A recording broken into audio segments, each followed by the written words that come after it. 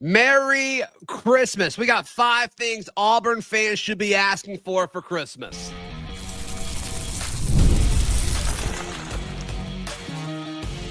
You are Locked On Auburn, your daily podcast on the Auburn Tigers. Part of the Locked On Podcast Network, your team every day.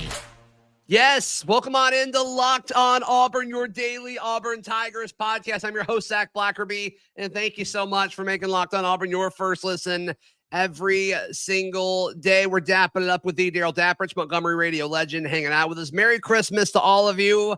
Thank you so much for spending some time on this very, very special day with us. It should be a quick, laid-back show. Darrell and I each have a list of 5 things that we think Auburn fans should be asking for, just us as Auburn fans are asking for Christmas.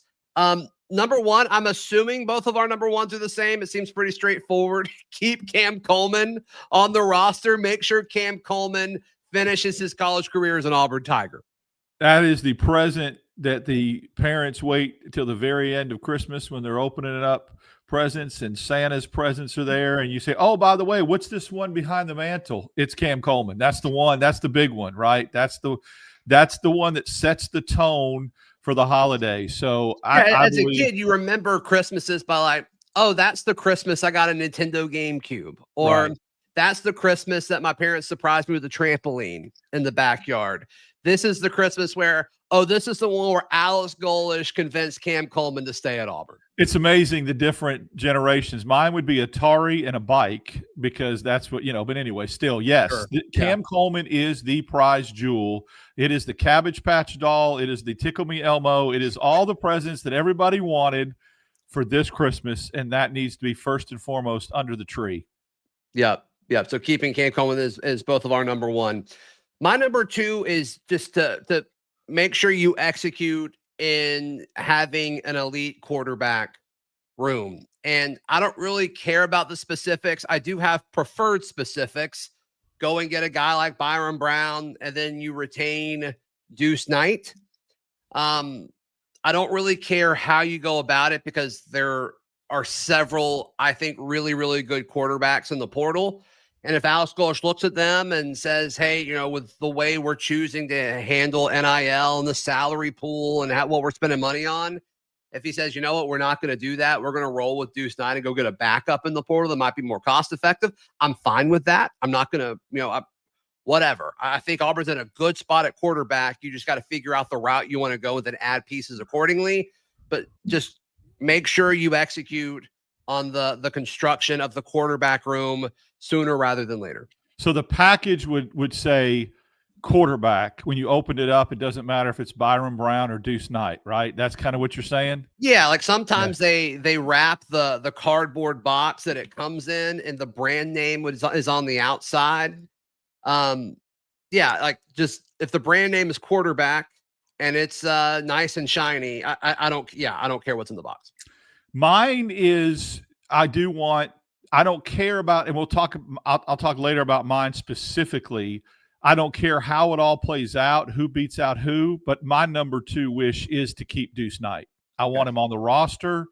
I want him to be a part of an Auburn Tiger because I truly believe even if Auburn brings in a 1-year solution, which we'll get to later, I want Deuce Knight to be a part of this team and part of this future.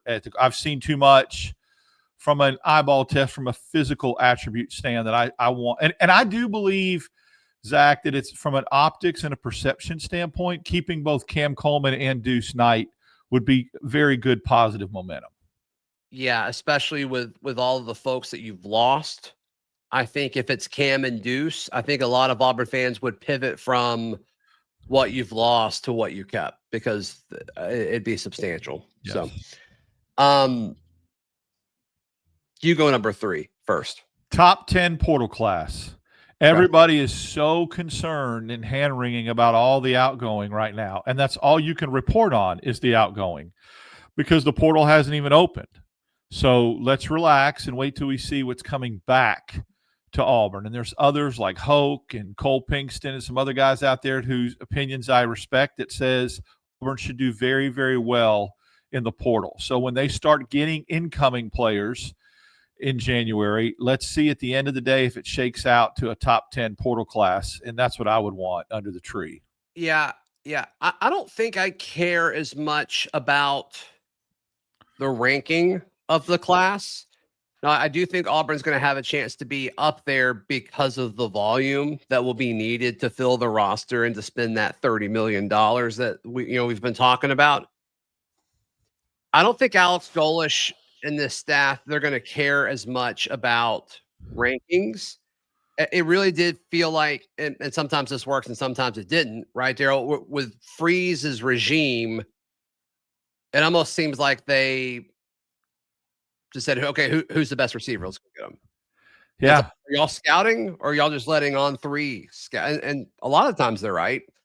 But fit matters so much, especially, in college football where there's a bunch of different types of schemes. And that's one thing that Alex Golish seems to really get. Mm-hmm.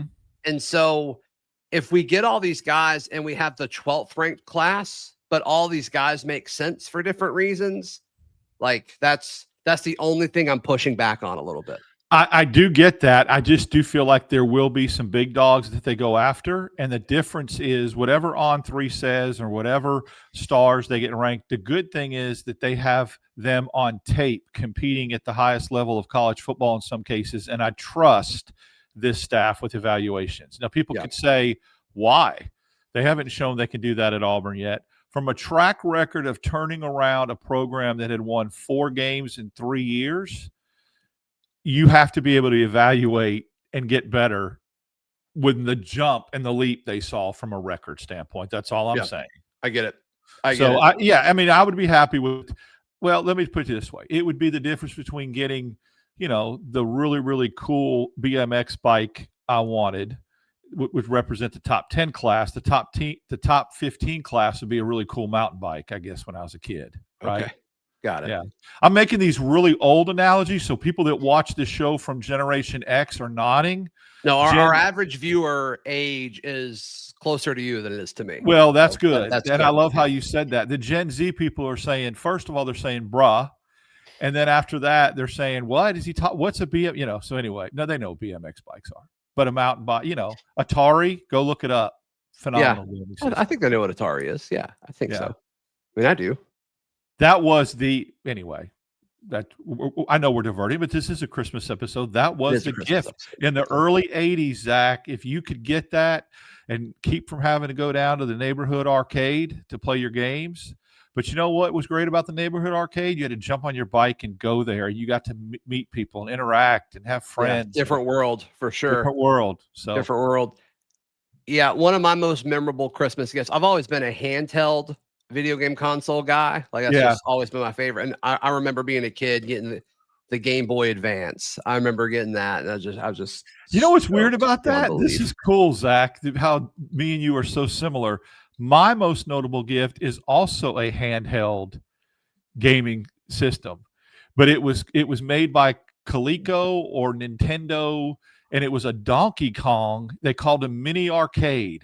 So it looked like, it was the exact same thing as the Donkey Kong game you played at the arcade, but it was handheld. When I say handheld, it was like that big, but it had a little joystick. I played that thing for hours. That was my most memorable gift. So I really can't get on my kid too much for playing so many video games when I think about how often I played that thing after Christmas. Yeah, that's awesome.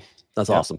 My number 3 on this list, I think you're going to disagree with, but I'm going to be it's a vanity thing, and we're gonna talk about that in just a moment. Right here on Locked On Auburn. Today's show brought to you by our friends at Rocket Money. Look, yes, it's Christmas, but some folks are already kind of prepping for the new year and goals. And one of the most common ones is, hey, can 2026 be the year where you really get on top of your finances? Rocket Money is the best tool to help with that going into the new year. I mean, how many times do we actually sit down and hunker down and check stuff? And it's like, I've been paying for this for how long? Or this costs what every month? Rocket Money handles all of that for you. We are in a day and age of subscription-based things, period. Apps, things that we have to get through Apple Music, through, subscriptions. This is what we are in. And sometimes you got to be careful. Things get added, things get grandfathered in. This is the best way to heat check that and make sure that things are are what they should be. Yep, absolutely. Absolutely. So take control of your finances, cancel your unwanted subscriptions with Rocket Money. Go to rocketmoney.com/locked-on. That is rocketmoney.com/locked-on. Once again, rocketmoney.com/locked-on. Today's show also brought to you by our friends at Wayfair. Wayfair has everything you could possibly want for your home. I've ordered several different chairs and our dining room set, all from Wayfair. Darrell's ordered a sink from Wayfair, did a crossover with our Locked On Purdue host last week. That's where he got a lot of his stuff for his room as well. I mean, you can get anything at Wayfair. When we talk about athletes and the versatility that it brings, Wayfair, you could start at any position.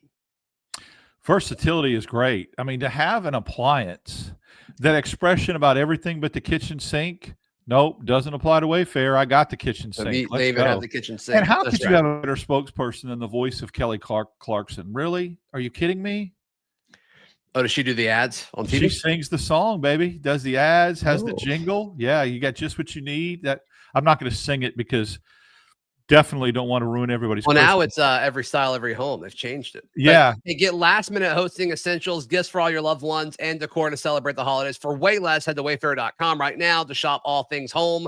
That's wayfair.com. Wayfair, every style, every home.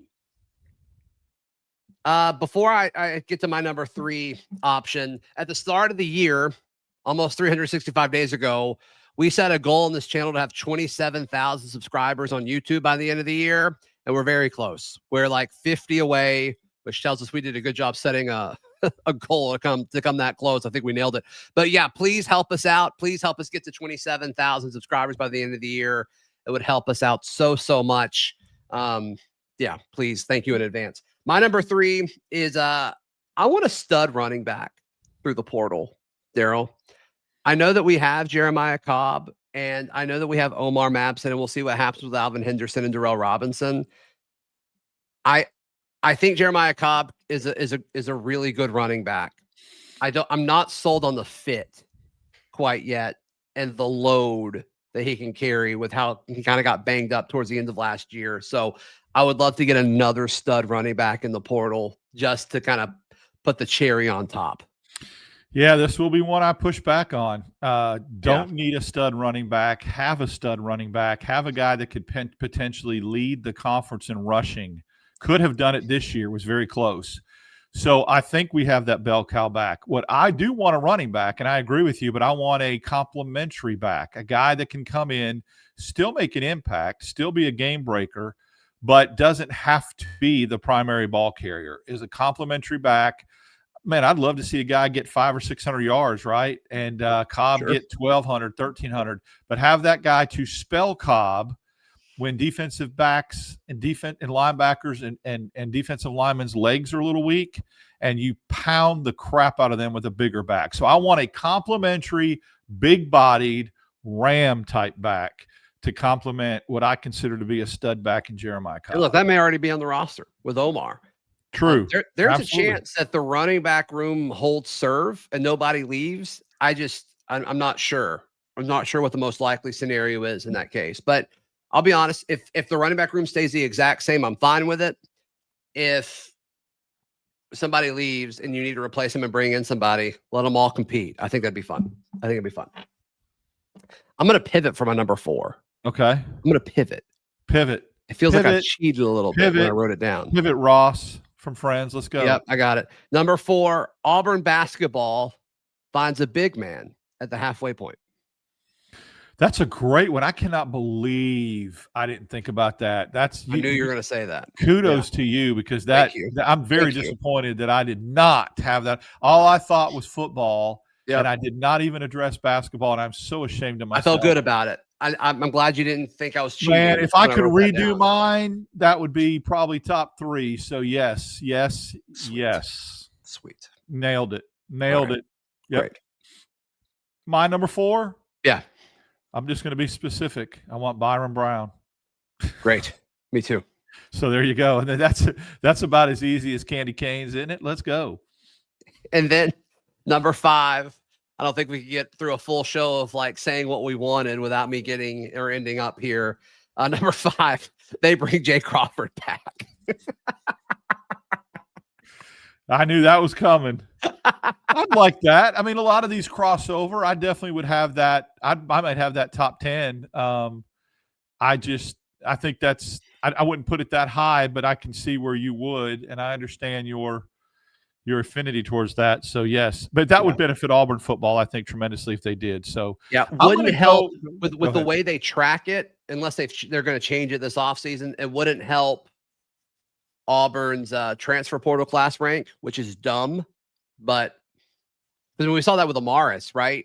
Everybody's talking about like all these great additions that Auburn had in the portal. It's like Amaris is part of that too. Like if Amaris last year, because he went into the portal and came back, if he had come from any other school, they're talking about how great of an addition that is. So true.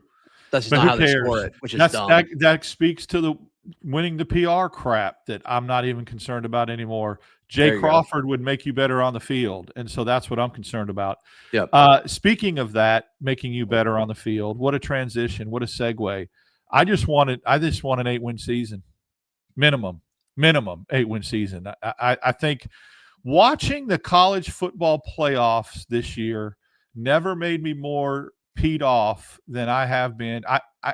I really, really yearn for Auburn to be able to host a college football playoff in that atmosphere. And other schools that I considered behind Auburn for many years got the opportunity to do that. And I'm tired of it. And I'd really love to see, starting with an 8-win season, but who knows? In this day and age, you can get better a lot quick. I would love to see that. And so I'm not going to say next year because I think that's a little bit too aggressive. But an 8-win season would go a long way in starting to turn the tide. And I think it needs to happen. And I predicted it the last couple of years and have been off. I'm not predicting crap yet this year. Let's wait and see. But an 8-win season under the tree would look nice. That would. I didn't have any sort of like this season production on this list because it's so far away. But obviously, I would take 8-4 in a heartbeat. That'd be awesome. That'd be incredible. When we do this in a week for the New Year's, like our goals for the new year or whatever, that will be one of mine for sure. I may have a basketball one in there since I dropped the ball so much on the Christmas list. So that's fine. That's great. Yeah. You definitely got the shiny new toy, and I put a couple of V-neck sweaters on my list apparently. So let's go. Yeah. Like it's like, oh, I didn't even know I could ask for that. You always got clothes for Christmas, right? Did you? Yes. But I liked it because, again, I'm showing my age here, but a fun little side fact. Back before you could order stuff from your team that you pulled for on the internet, if you did not live in that region, and I did not, I lived in Arizona and was a big Steeler Pirate fan, the only way to get gear from your team was to either have relatives send it to you or the Sears catalog. And it was clutch. When that came in November and your parent said, here's a pencil, here's a pen, circle what you want, it was the only way to get a Steeler sweatshirt or a Steeler jacket. And that's crazy to think about. Yeah, and then you went to your local Sears and picked it up. It came in, it shipped, and yeah, I mean that was the way to do it. And I got some Auburn stuff when I was a kid. Amazingly, we had family that lived here, and we would swap. We would send them Arizona stuff, and they would send us Auburn stuff. I'm sure you hated parting with any sort of Arizona stuff. No, you'll appreciate this. So when every Christmas when I came downstairs to see everything that either my parents set up or that Santa brought me.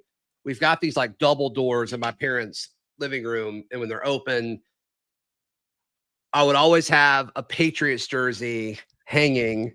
And every Christmas, one of the first thing I could always see was which new Patriots player jersey. That's cool. I get every single year. So that was always cool. The Sears catalog had Steeler jerseys, and I remember having Franco Harris, Terry Bradshaw, Lynn Swann, same thing. And that was how you got a jersey. That's how you got a jacket. That's how you got, so it was cool. And I've actually gone on eBay. This is how weird I am. I've actually gone on eBay in years past and found catalogs from the late 70s and looked through them, and it just brought back a ton of memories. Like I could go to those pages and go, I remember ordering that. because I'm Rain Man and I can remember stuff like that. I remember this, I remember that. So it's kind of a cool, and for those, like you said, that are close to my age that watch this show, they are nodding their heads right now. They completely understand. Right. It was called the Wish Book, the Sears Wish Book. Cool. That's awesome. Let's go. Great. How can people check out everything you've got going on? Well, obviously, for the rest of the week, not much. We will be doing the Barncast on Sunday, and I'll be a little bit limited on social media, but you can follow me on social media, DAP6410. And I want to say Merry Christmas to you, your family. Appreciate you. You're a gift in itself, and I just really, really, really appreciate you and what you mean to me and my family. And for everybody out there that listen, that watch, even the people that make the comments that sometimes sting a little bit, we appreciate the interaction. We appreciate you following along. Thank you. Yep. Been an incredible year. Year's not quite over. We'll probably do more end of the year stuff in a week or so, but thank you so much. And look, I mean, if y'all took these 20 minutes to hang out with us on Christmas, like that's an important 20 minutes of real estate there. So thank you guys so much. Please like the video. Please subscribe. Merry Christmas. This has been Locked on Auburn.